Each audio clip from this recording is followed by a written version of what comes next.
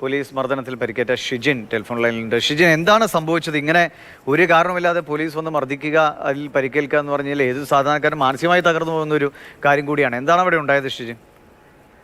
നമുക്ക് ഇതിന്റെ അകത്ത് ഏറ്റവും വലിയ ബുദ്ധിമുട്ടെന്ന് പറയാൻ നമ്മൾ കുടുംബാംഗങ്ങളുമായിട്ട് വന്ന് നമ്മളൊരു സ്ഥലത്ത് കുറച്ച് ദൂരം സഞ്ചരിച്ച് വന്നതിന് ശേഷം നമ്മൾ റെസ്റ്റ് എടുക്കാൻ വേണ്ടി ഒരാളെ അവിടെ ഡ്രോപ്പ് ചെയ്യുകയും വേണം.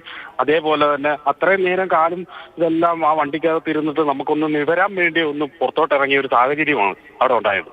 ആ സമയത്താണ് നമുക്ക് ഒരു പ്രകോപനവും കൂടാതെ എന്തോ സിനിമയിൽ കാണുന്ന പോലെ ഓടിച്ചു കണ്ടുകൊണ്ട് ഓർഡറാന്നാ പറയുന്നത്. എന്തിനാ ഓടുന്ന ഓർഡറാ എന്നും പറഞ്ഞ അടിയ അത് ചോദിച്ച് നിന്ന് എന്താ കാര്യം ചോദിക്കുന്ന അനുസരിച്ച് നമ്മളെ അടിച്ചോണ്ടിരിക്കുവോ. എന്നെ അടിച്ചതിന് കയ്യും കണക്കില്ലാത്ത രീതിയിൽ അവരടിച്ചത്. കാരണം അത്ര ഇഷ്ടമായൊരു സ്ത്രീകൾ ഉണ്ടായിരുന്നില്ലേ? ഉണ്ടായിരുന്നു, ഞങ്ങളുടെ കൂടെ ഉണ്ട്.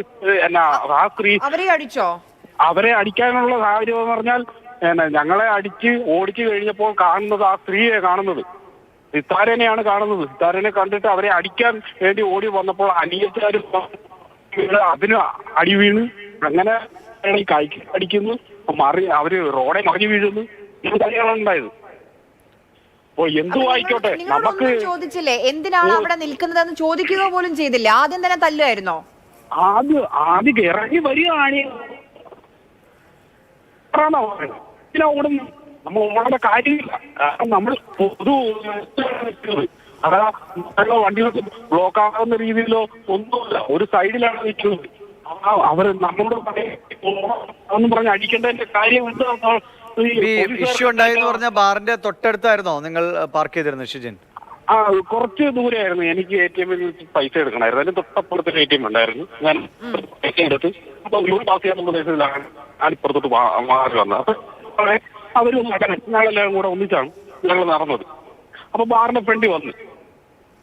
ആ സമയത്ത് ഇതുണ്ടായിട്ട് നിങ്ങളെ ഈ പോലീസ് എപ്പോഴാണ് നിങ്ങളല്ല, നിങ്ങൾ ഇതിലൊരു കുറ്റക്കാരുമല്ല എന്ന് പോലീസിന് അപ്പോഴെങ്കിലും മനസ്സിലായപ്പോൾ എന്തെങ്കിലും ഒരു ക്ഷമാപണമെങ്കിലും നടത്തിയിരുന്നു? മനസ്സിലാകുക എന്ന് പറഞ്ഞാൽ അവരുടെ ആ മാനസികാവസ്ഥ ഞാൻ ഇപ്പോഴും പറയാം. എന്താ പറയാമോ, ഇവര് കാരണം ഓടിച്ച് അടിച്ചിട്ട് വീണ ആ പെൺകുട്ടീനെ അവർക്കൊന്നും ഹോസ്പിറ്റലിൽ കൊണ്ടുപോകാൻ അവരെ കൊണ്ട് സാധിച്ചില്ല.